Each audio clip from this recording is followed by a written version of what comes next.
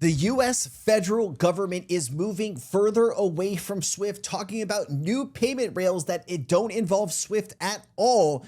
QR codes, virtual IDs. What does Ripple and XRP play a role here in this FedNow system? We're also going to explore some new information by institutions and what they think the outlook is for crypto, XRP, and digital assets over the next few years. A lot of really great information. We're also going to touch base on a few other clips, ladies and gentlemen. Chad Steingraber says QR codes, virtual IDs are now live through FedNow service. This is completely new rails, no SWIFT.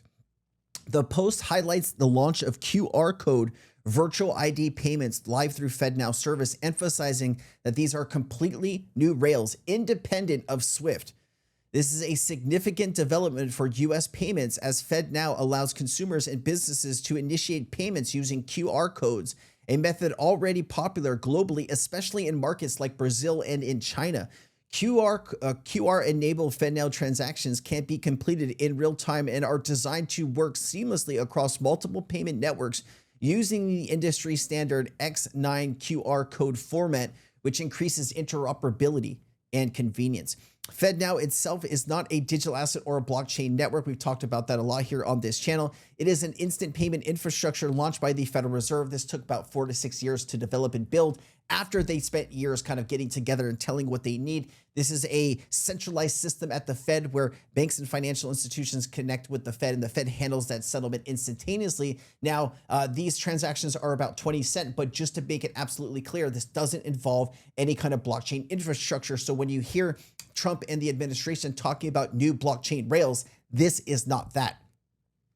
It says it's designed to streamline fiat transfers domestically. As of now, FedNow does not natively use cryptocurrencies or blockchain, nor does it require digital assets like XRP in its standard operation. But there are connections into FedNow through partners, and you can use it, but not directly that they talk about. There is no direct integration. Many FedNow certified service providers are Ripple partners. Suggests that over 70% of FedNow providers have connections to Ripple. It is a lot, guys. It is a lot. But I do think it's interesting to see the U.S. kind of talking about that doesn't involve SWIFT. Love to hear that. Let me just play a few other things that I want to get to here before we get to this whole Bitcoin craziness here. This is a new clip. I want to play this.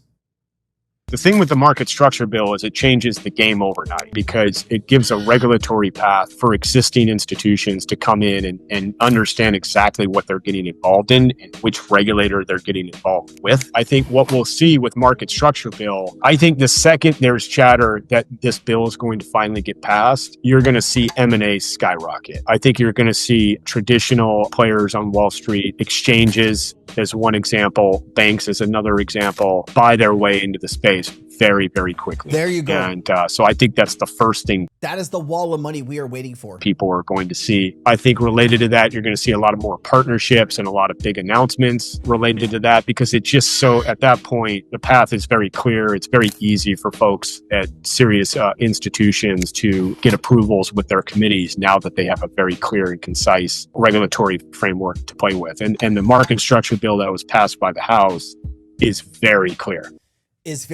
And remember, XRP is one of the only digital assets right now that has regulatory clarity here in the US. We went through 4.5 years of a trial to get that clarity. So if any financial institution or bank wants to make moves right now before regulation is passed, there's only so many assets that you can do that are to work with that are legal. And that's why you're seeing a lot of collaboration and partnerships with Ripple. But I do want to say, right now, with the ETF demand, we have seen the demand for XRP spot products far exceed Solana, which is the closest one is Solana that has half of what Ripple and XRP have here for the demand for these new products. You start to wonder how many tens of billions of dollars is that going to bring in over the next few years, and what impact is that going to have for our XRP holdings. I do apologize, guys. I'm sore throat. I don't know. I hope I'm not getting sick, but I haven't been feeling well. I'm trying to put this together for you. I hope you bear with me on this. All right. Here is something that we talked about a few days ago. Let me just play it here. First reported by Eleanor Terrett, Crypto America. Crypto America. She's the host of. Do go and give that a watch. Always give credit where it's due.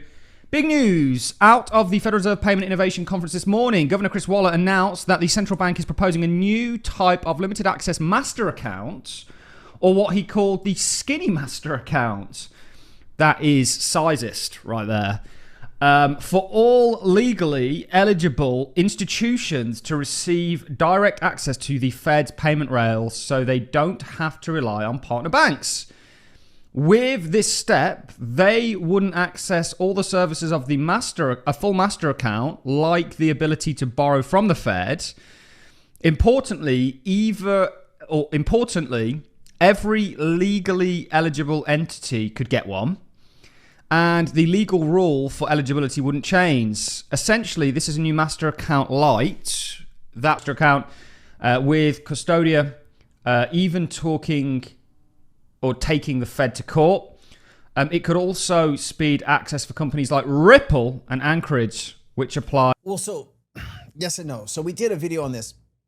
If Ripple doesn't get their banking license, let's say the OCC denies the national bank charter, they could apply for something like this. Now, this is a suggestion. This is not something that's real already. They are going through ways that they're going to allow some of these firms, these, what does it say here? Fintech.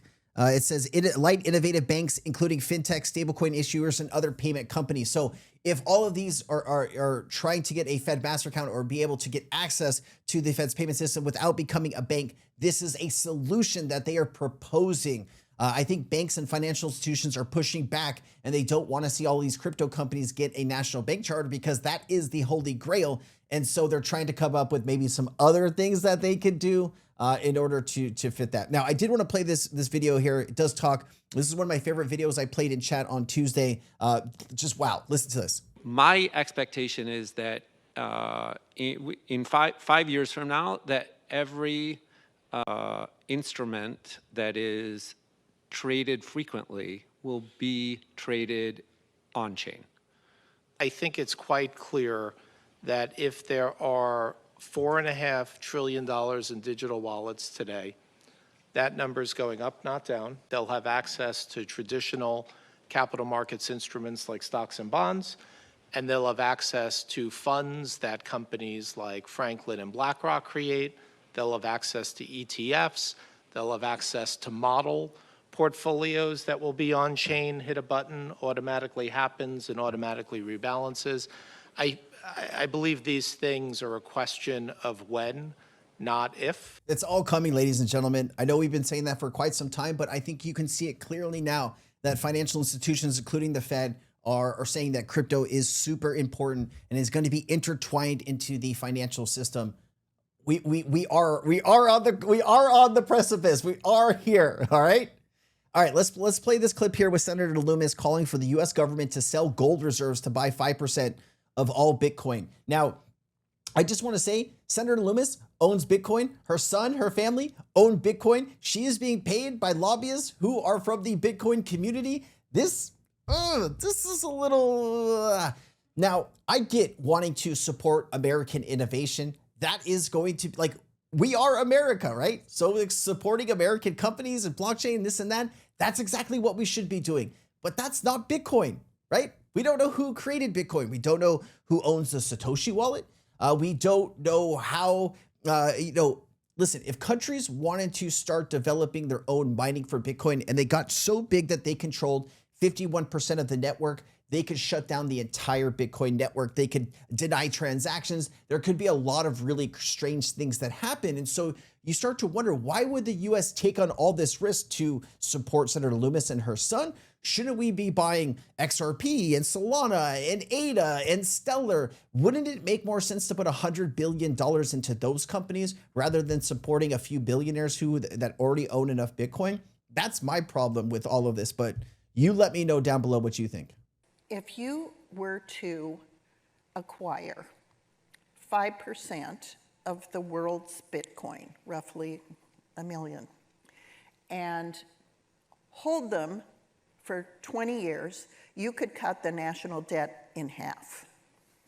And so I view a Bitcoin strategic reserve as a means to address the national debt. And because our bill would allow the U.S. to acquire Bitcoin for that purpose without using new borrowed money to do it. It's just taking existing assets that we have that are undervalued and applying them to Bitcoin, which is... Wasn't this the same plan Bo Hines brought up like 6 months ago? They haven't really moved off the kind of reevaluating gold or selling gold to buy Bitcoin. Is there no other avenues or any other people working on other solutions that we could come up with here? I don't know. I'm kind of baffled. Over a 20-year period going to increase in value. So what we would do is take these gold certificates, convert them from what they're being held at on the U.S. books at their 1974 value, and converting them to current value of gold, and then acquiring the Bitcoin, we would be in a position to fund a U.S. strategic reserve. You'd be in position to help her and her family make a lot of money too. I know I kind of need to get off of that, but I mean, you're talking about spending $1 trillion. Excuse me. I apologize. Let me go back here. So how much money would this cost? 107 billion is how much money it would cost to buy 5% of all Bitcoin, right? You could buy, for the same amount of money, you could buy 35 billion XRP. What do you think is going to have more value in 5 years or 10 years? Is it going to be Bitcoin, right? Would you rather spend this $100 billion on buying a million Bitcoin, or would you rather own tens of billions of XRP, right? Not saying like this is what they should do, but I'm just trying to give you an example of what else the US could do. Now, if Bitcoin reached 1 million per token, the US would have $1 trillion. Okay, so she's talking about paying down the debt half. Okay, just let's do some quick math here. You would need Bitcoin to go to $20 million per token for her math to make sense here. And that's if the US doesn't add any debt over the next few years. We're basically just under 40 trillion, 38 and 39, some change there. Is my math off here? Because it seems like we are very far away. You would need to $20 million per Bitcoin to get to where she needs to go. Is that reasonable? Is that going to happen? Oh. All right. You know what? I'll leave it at that. Let me know what you think, guys. Thanks.